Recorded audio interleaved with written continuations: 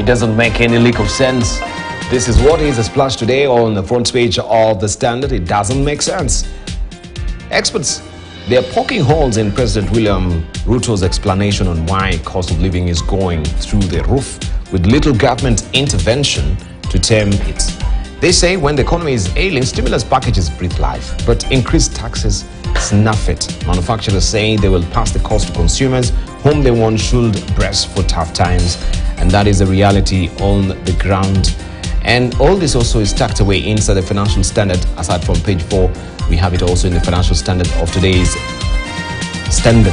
And desperate for a job, they came out in force. This former National Youth Service officers were lining up to find if they can get a sporting chance in the Kenya Defence Forces.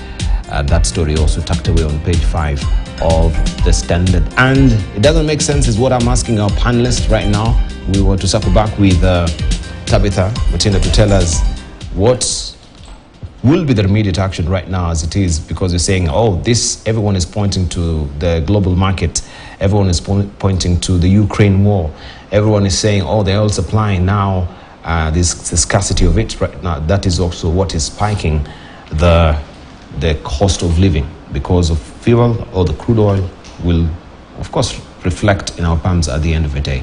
But I thought there is a resumption of the Senate. I thought also maybe we should have recalled members of Parliament for a special sitting, because this is a niggling worry for all Kenyans.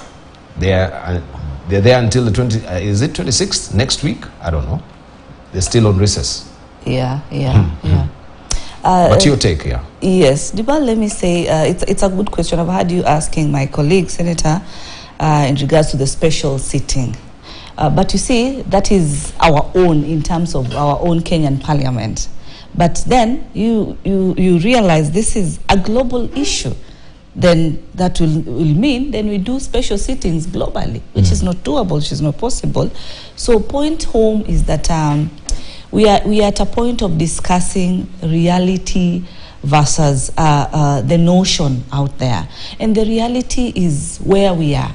This is a global issue. This is something that is just beyond Kenya.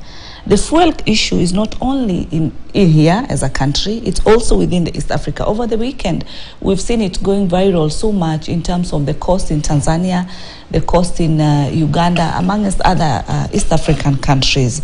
And what we should be telling our people, we should remove the politics in the fuel point of it and look at it from a realistic point of view. One is business people with our manufacturers, as stated, to, of course, to the end user of the product, who's the consumer, the market chain factor from production to the end user. We should have a reality discussion. We should have a factual discussion. This is where we are. This is the reality. Earlier, before we went on the break, you talked about the 8%, such that now the fuel is at 16%.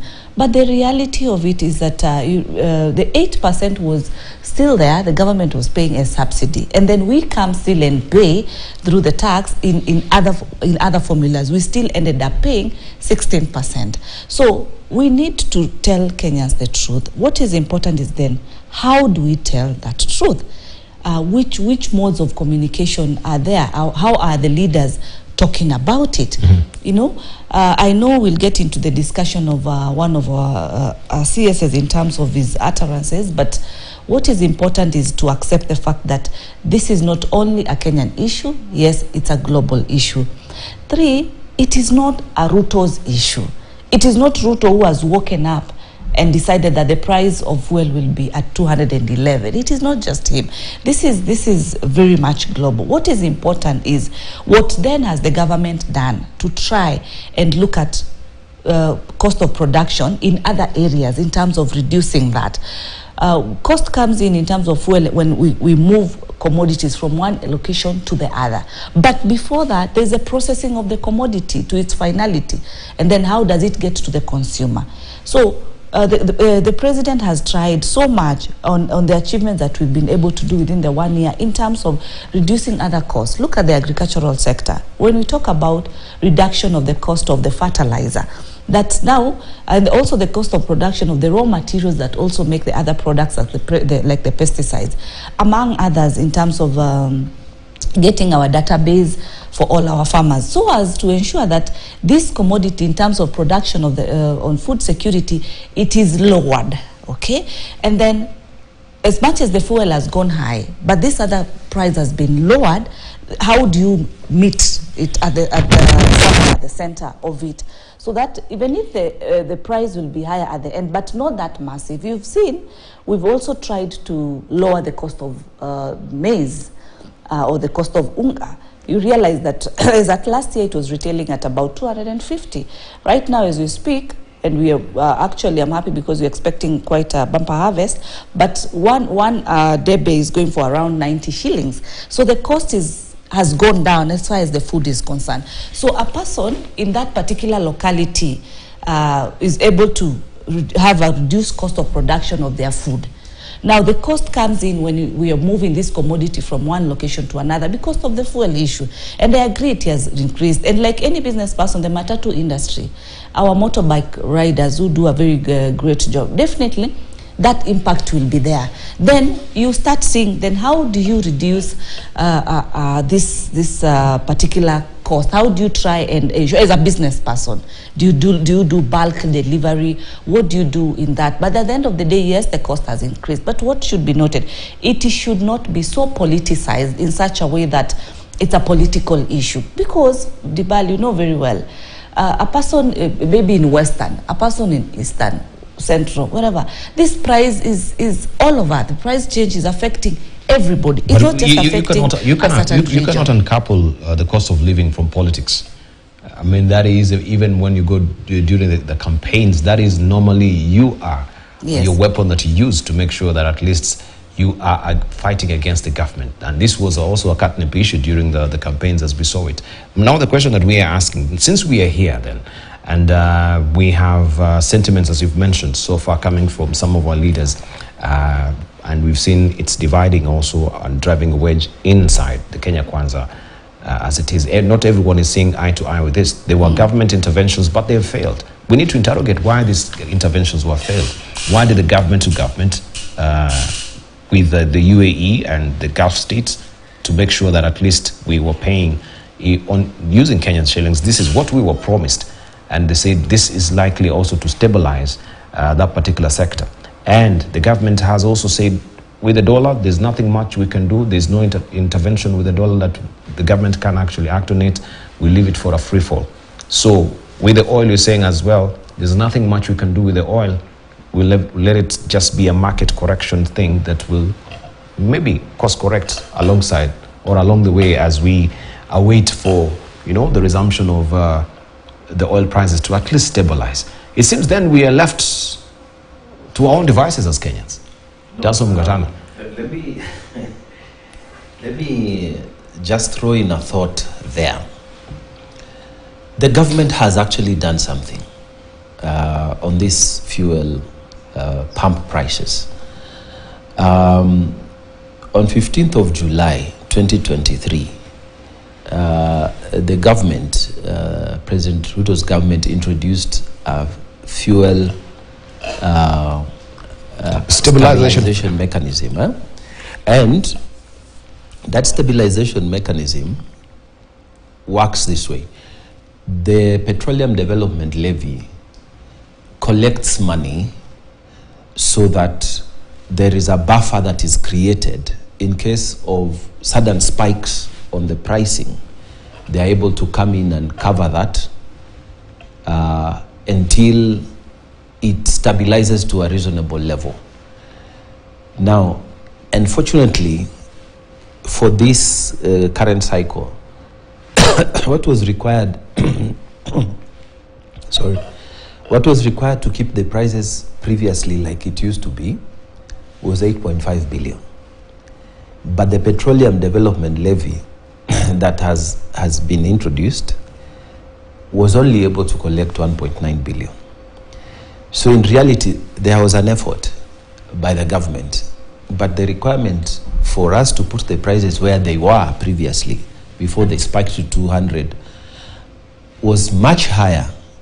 And it's because of these factors that we are explaining. You know, the cartel that is called OPEC, and I think Kenyans need to know this, that the oil-producing countries, oil-producing and exporting countries, OPEC, have come together as a team, and they determine what the barrel, how much oil they will release into the global market. And the truth of the matter is that they have reduced. They say by 3.6% what they are releasing, the amount of oil they are releasing to the global market. When they reduce, naturally, demand increases. Yeah? And when they increase that demand, they make more money. So whether you say it is heartless, it is what, it's their way of functioning. And the world cannot control them.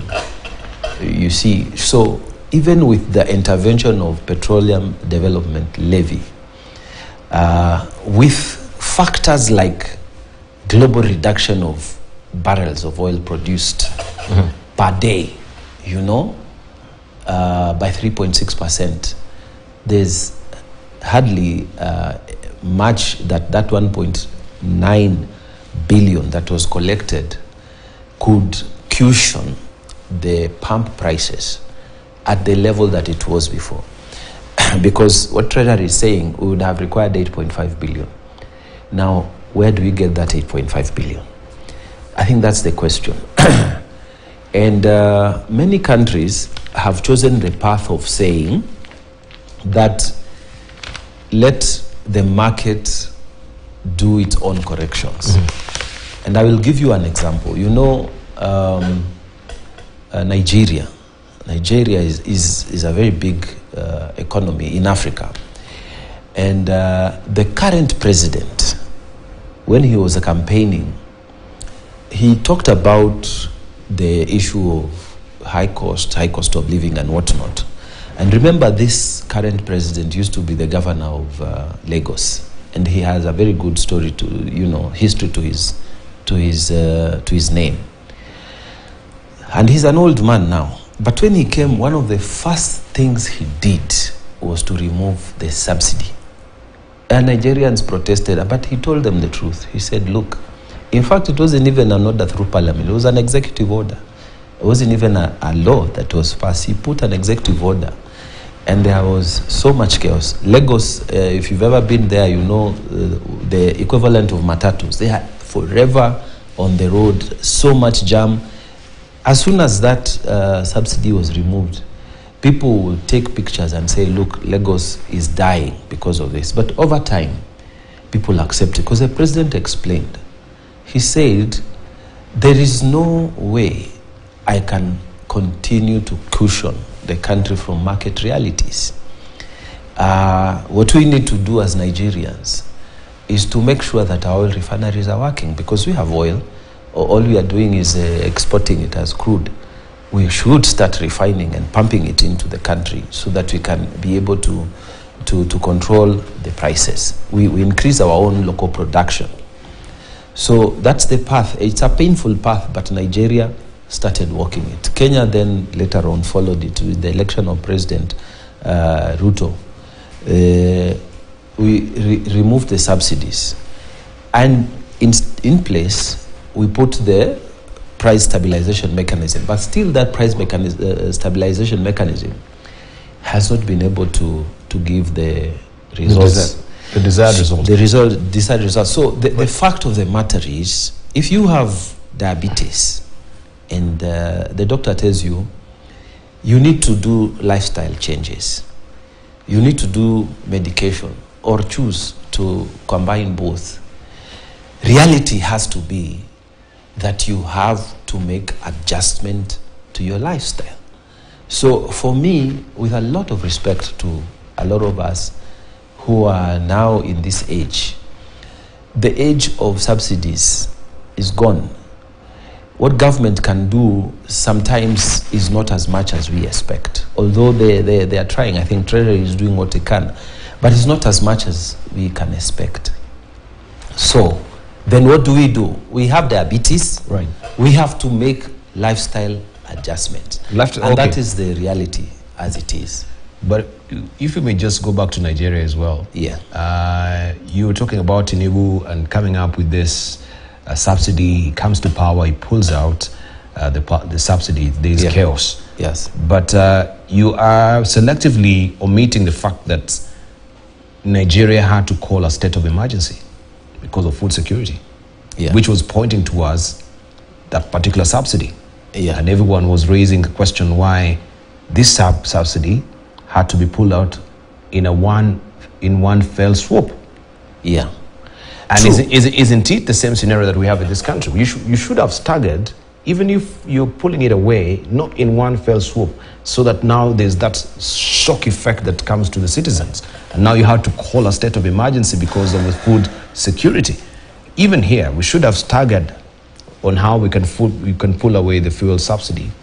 Right? You know, because even right now, the government has failed to pay for the oil marketers. As it is with even the subsidy that we're talking about, they've not been paid. They're given the options of taking bonds. Yes, I think rubies. Some of the oil marketers have opted for a government bond, which is, I think, more lucrative because in the end, there will be interest and that's a guaranteed kind of payment. But going back to your previous suggestion, that it ought to have been staggered.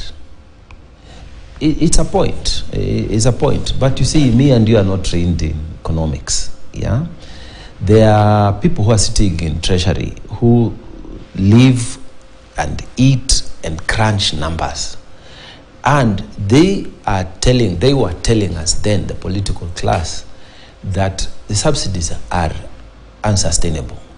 We can't keep paying this way. And then a political decision was made by this administration that in place of subsidizing the consumption itself at the pump, it is better to subsidize production. So that is why my colleague is talking about us saying, let us subsidize fertilizers, because then the food will be more and the food will go down. I was watching TV yesterday and someone talking about the amount of money they have to pay now for maize. It is very little because of the fact that the production is high. So, in some way, that decision is okay. But in some way, it is really still not talking to the issue of the realities of the oil business. The oil business is heartless, it's ruthless, and as you know, it's cash. It is the one business that you will go there, nobody will tell you come next week. Nobody will tell you it is, you pay me, I give you the fuel. It's like an exchange. And it is heartless because even in these difficult times, you see the OPEC, they are reducing to 366 million barrels per day instead of the previous. They are reducing when people are going to winter in the northern hemisphere. They're just looking at how much more money we can make. So it's a ruthless business, and unfortunately, it is something we can't do without. So what am I saying? I'm saying again that as Kenyans, we should depoliticize this issue. We should depoliticize. It's a problem we have, and we have to find a way of dealing with it. The doctor has said we have diabetes.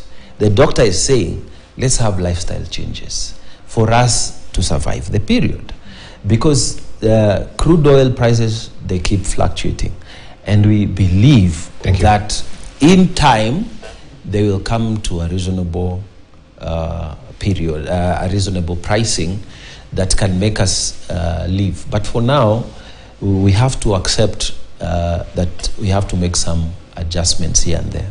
So you have to make some adjustments. Yes. But we are being told by Treasury. In fact, yesterday I saw that particular info and I was asking myself, okay, what are we expecting Kenyans to do? We have Treasury telling Kenyans that, you know, the debt is going to continue skyrocketing. Let me just get that information where it was that it said, where is it? The Treasury is warning of looming debt crisis as debt service to revenue ratio to exceed 18% threshold in 2024 to 24.9%. So it's warning. And at the same time, looking even at the front page of the Business Daily, it's the same government which is set to rise 162 billion shillings on spending carryover, right? So instead of actually paring down on expenditure, if we may just take it in full so that they could see there, they do not have a copy of Business Daily, just to zoom on it. It says, President Ruto's inaugural 2023-2024 budget is set to rise by 162 billion shillings, or 4.3%, to 3.9 trillion shillings from the 3.7 trillion shillings expenditure plan early approved in June. And all this is going to, first of all, on recurrent expenditure, paying salaries. Right now we have the pending case that we'd raised even the issue of the CSs. I think the determination will be next week to know if at all the 50 CSs will lift that particular injunction for them to continue in office. Yeah. So in the spirit of austerity that President William has been promising Kenyans, that we've been overspending, priority of some turnkey projects like SGR that will cost $15 billion for this country.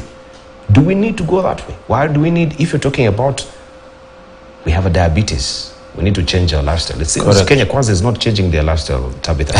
Really? Yeah. No. Actually, you are actually now living a very luxurious lifestyle. If now you're actually putting 162 billion shillings on top of expenditure that was approved by the National Assembly. Correct. And you see, one of the key things that you need to know and understand is that the key goal for Kenya Kwanza government is debt repayment. It is very key, it is priority, it is the main thing, because if we do not pay the debts, if we do not adhere to that, then how are we able to, in case of anything, be able to have good borrowings and all that? So the reason you find that the budget is the way it is currently is because of the priority of the debts. We've also reduced on big infrastructure.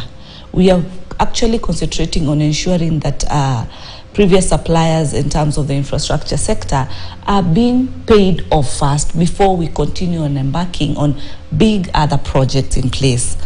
The previous government, and I'm happy that the deputy president was the current president, the deputy president then, who was in place, they were able to do a lot of infrastructure in terms of the road sector. But these roads were not, these contractors were not fully paid. So, of course, like any good employer, they will prioritize that. And that is why you find that our budgets are escalating. It is not just terms in terms of salaries, because I think the only issue that is a bit different as far as the CSS are concerned is just a digit, because last government we had 23 which were approved. Right now we have 50, so it's a difference of 27. And we don't, I don't think this 27 will be escalating the budget to the 162 billion, because the other status quo is just the same. The parliament is intact, and the other executive and state office is just the same. So where we are, and to be very honest, because remember our supporters are the hustler supporters. And our narrative and our discussion has been aiming on ensuring that whatever we do, whatever we provide is benefiting the bottom, such that then it brings a plus. Case example, when we look at the budget that we put 50 billion in the Hustler Fund. Today we are talking of an interest, of about 8 billion interest, in terms of profit from the same particular fund. So we've been able to have an impact. But again, on the tax issue, yes, I agree. With the high taxation, of course, the cost of living will be high. But then, How do we expect the government to be able to pay its debts? How do you expect the government to be able to collect revenue, to be able to sort all the other issues that it's supposed to be able to handle? This will only be done by ensuring that we collect more. I'm liking how, I was just reading on the screen in terms of how KRA, you know, to the doorstep.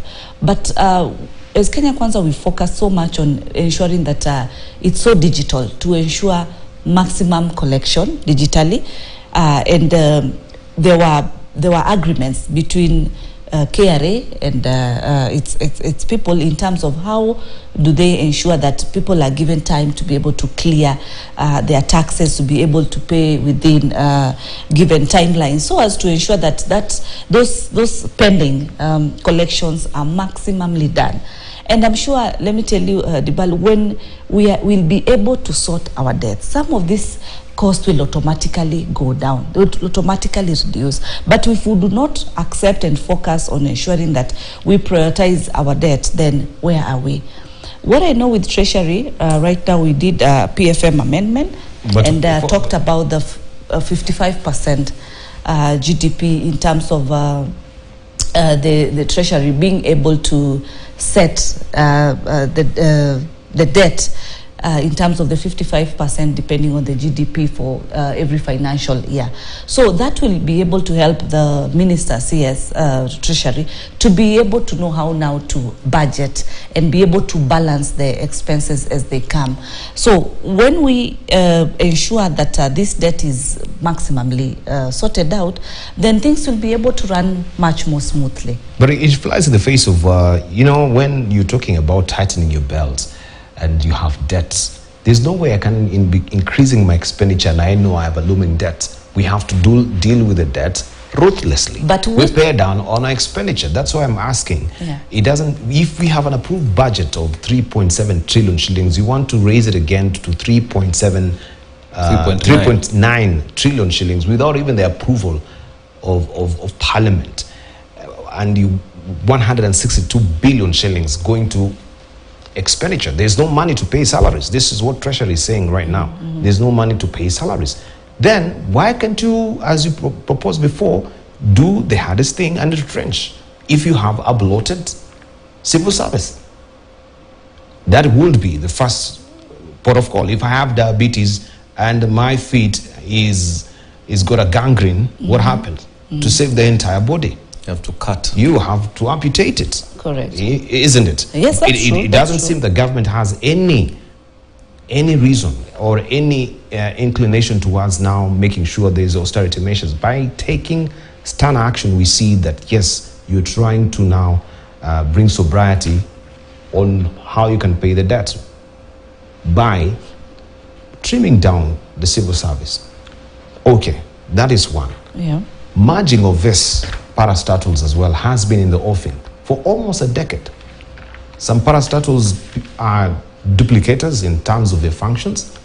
Right? People have been asking questions. There was a Abdul Kadir report that is still gathering dust, even in State House right now. Yeah. It has never been implemented. It was during the regime of a deputy president, when he was a deputy president then. Yeah. That has not been effected. So there is no any,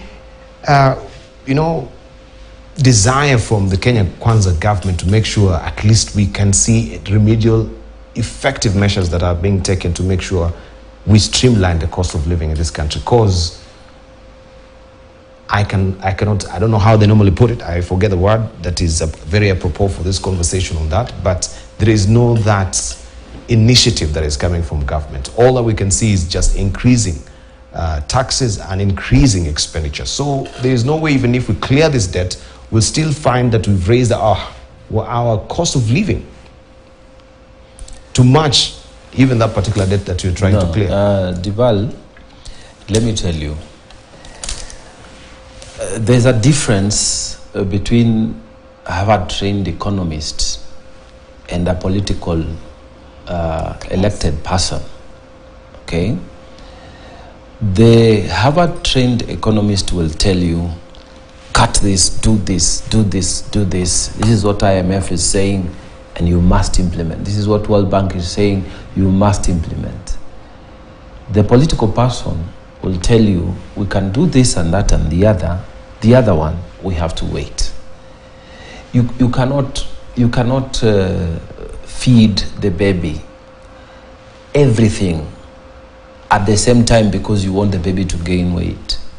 That baby will constipate, you will get sick, and then you will end up with another problem. We cannot take all measures at the same time. Okay, you make a good point that we need to cut this, we need to cut that, but tell me, in the midst of trying to explain the high cost of living and trying to take the measures that can possibly alleviate the suffering of all of us in this country, then you fire some people at the same time. Those two cannot go together. You have to deal with this fuel thing. You have to deal with the high cost of living, at least to a level that is reasonable. Then you can say, okay, this I've taken a reasonable step, then I can go to the other logical steps. Maybe some other economists have been saying, let's reduce the wage bill. How do we do that? We fire. But even before you remove people from work, you must budget for it because they will need lump sum payment. So it's a big expenditure on its own. You don't just tell people go home. You have to budget for it. So we can't do everything at the same time. I think when you are elected, any politician will tell you, you do the most difficult things first. Then the others you keep. If you are elected in administration, if you are elected in the opposition, you can say what you want. But if you are elected to run a county government or a national government, you have to do the most difficult things first. And because at that time, your popularity is still high. Then as you go on, you can start dealing with the other issues slowly. So yes, you're making a point. We need to, do very serious structural adjustment. Yes, we need to cut on this, maybe close down some of those parastatals as proposed by the Abdikadir report. But that can't be done when we are dealing with this other big issue. In my honest thinking, if we went that way, we might be asking this government to collapse, because the same people who have been now left with no job, maybe at their prime of their youth, they will say we need to remove this government, thinking that they are doing a favor, but then they cause instability and the story becomes even worse.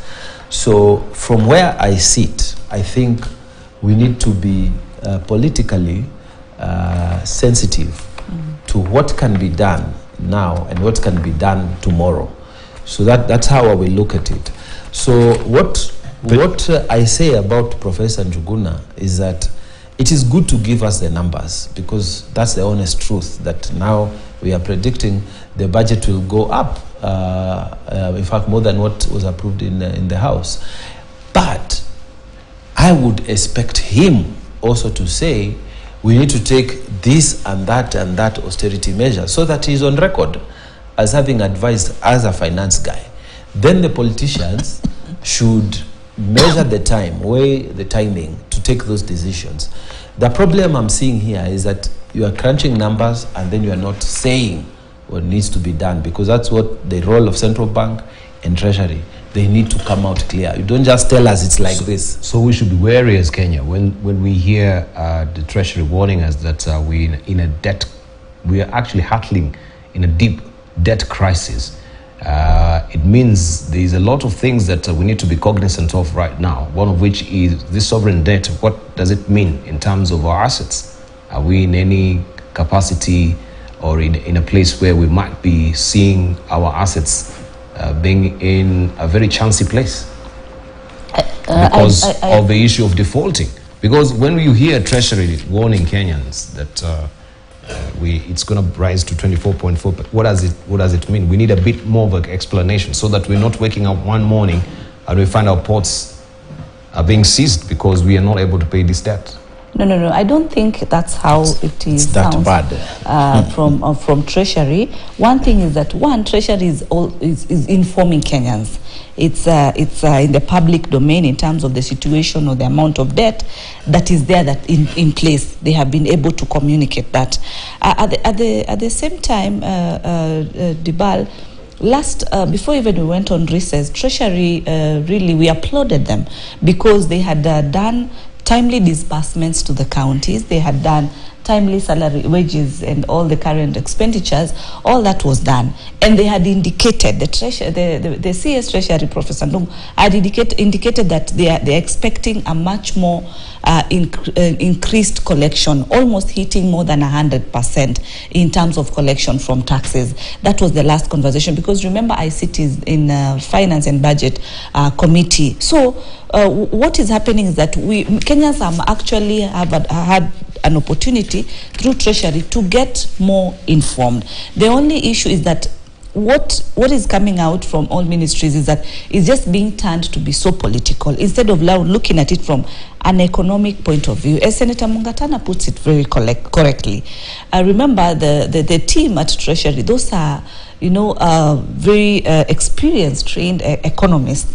And they are in a better position to be able to look at numbers, be able to communicate, and also be able to advise on where we are. But as far as disbursements were concerned, we saw that being very much timely. We saw also Treasury indicating that they've been able to pay the debts on time. All that has been done.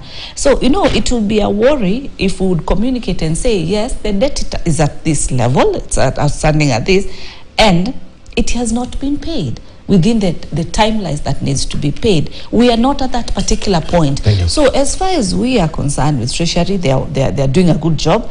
They are moving well. The only difference is how they are, the way they've just put it out there, and now the way it's being turned so political to negate the Kenya Kwanza government. From where we sit, with this information coming out to Kenya, it's the best truth to be able to come out. What I just don't want to agree with is also, as leaders, how we want to put it out across there, how we just want to communicate. It should not be like a don't care kind of attitude. No, it should be that this is where we are. As earlier, the discussion in terms of how senators put it, in terms of this baby, when you keep on feeding them too much, they will burst. Or if you have a certain disease, then, and the doctor prescribes in this manner, you have to adhere to the medication, but you have to change or stop doing certain XB, items or activities. And that is just a prescription. That is just a therapy on its own. But where we are we in a situation, Dibal, in this country whereby debts have not been paid? No. Are we in a situation whereby the suppliers have not been paid? No. Are we in a situation whereby counties have not been able to receive their funds?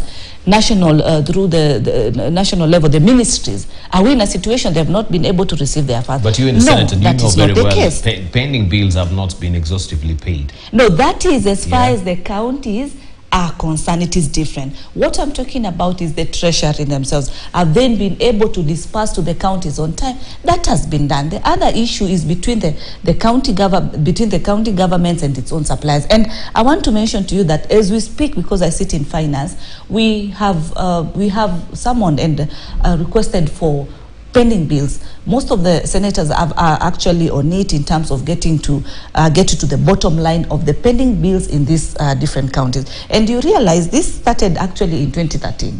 So some of the bills go back as old as 2013. So they are not even, most of them are not the current situations. So yesterday you were with the county governor of Machakos. Yes, we were. Was this also raised in your committee? No.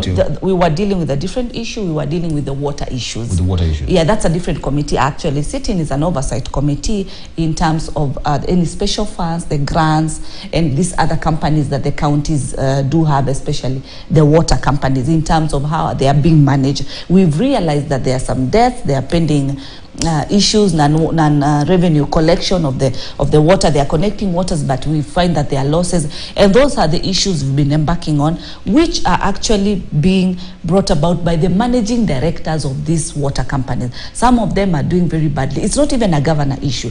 But Article 175 clearly indicates that the governor is the CEO.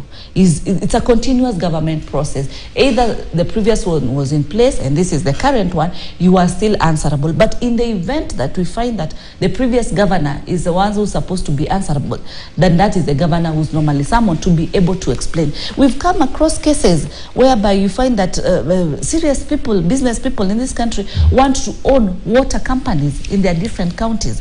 And we've been able to ensure that the counties, the governors have taken back the water companies, because they're the ones who are supposed to own, the county governments are supposed to own the water companies. So as far as the issue of monies is concerned, Treasury has done its part.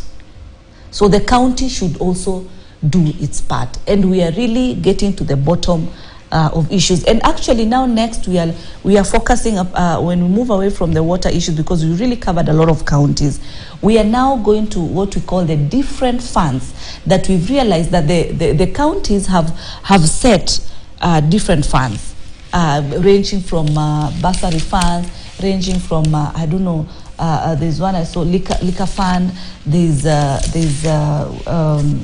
there are different funds that the mortgage fund, the car fund. I mean, they've been able to set different funds that money moves from the CRF account to the different funds. So we are coming in as a committee to be able to get to the bottom and get to understand how is this money moving, so that now we also ensure that the devolution is not killed.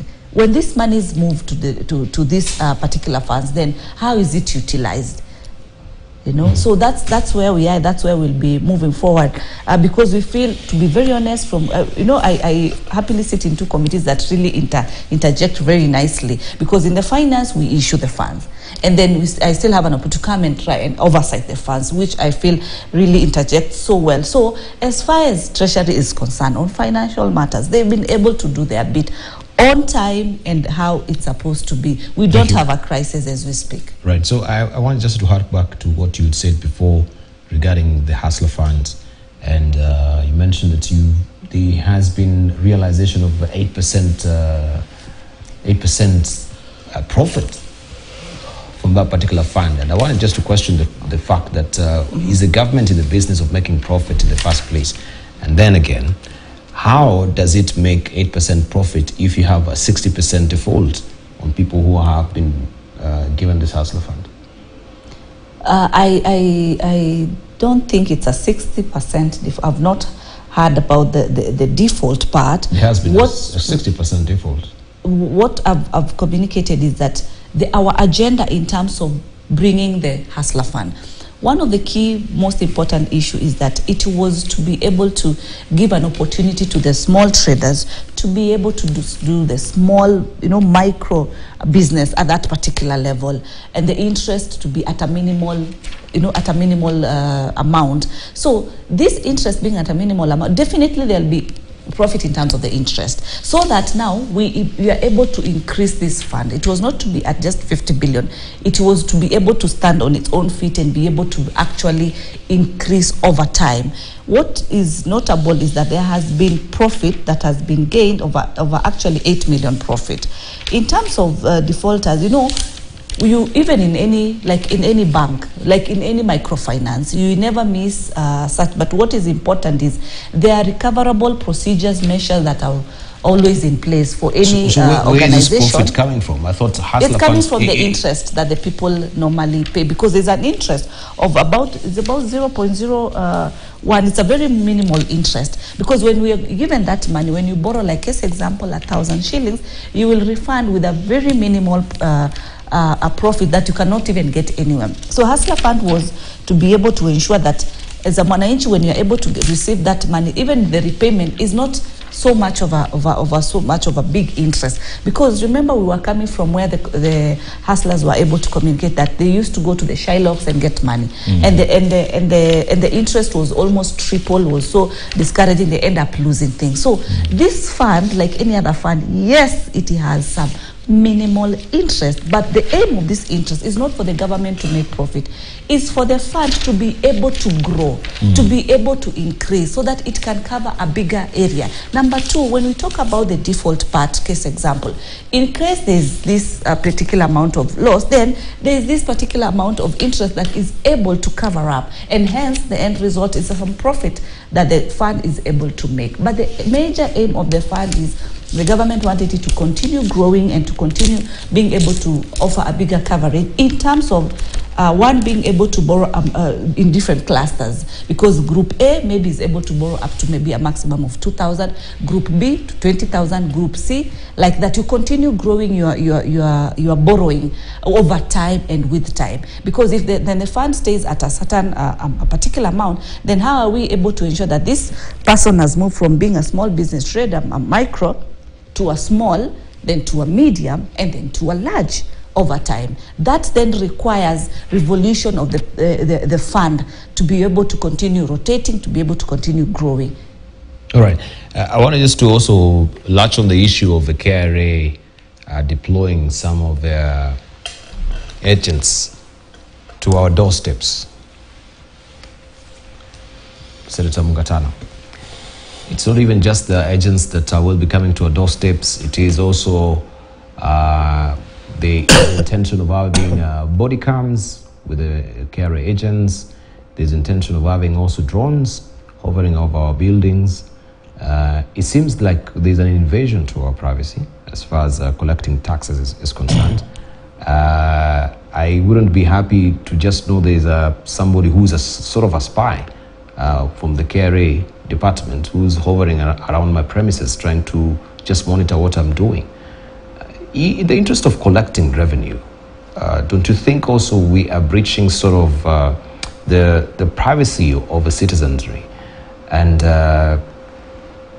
we don't know what the drones will be doing, collecting data, so to speak, in this age where we're living in of security, and people now using some of his images as well.